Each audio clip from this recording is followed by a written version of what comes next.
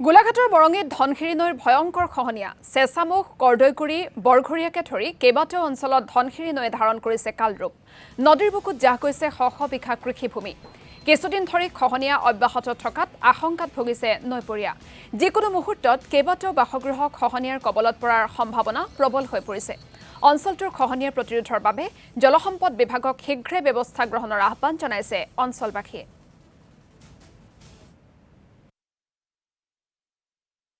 এই গাঁওখন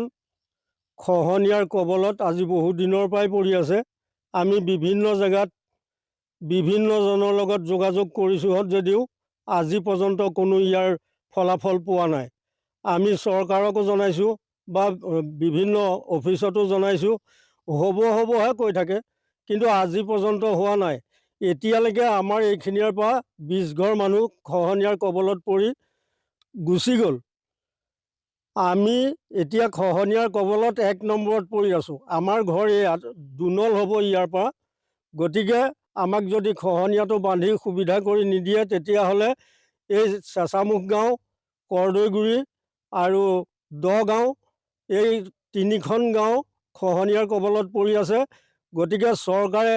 এই তিনিখন গাঁৱৰ খহনীয়াটো নিবাৰণ কৰি আমাক উদ্ধাৰ কৰিব বুলি আমি বিনম্ৰ অনুৰোধ কৰিছোঁ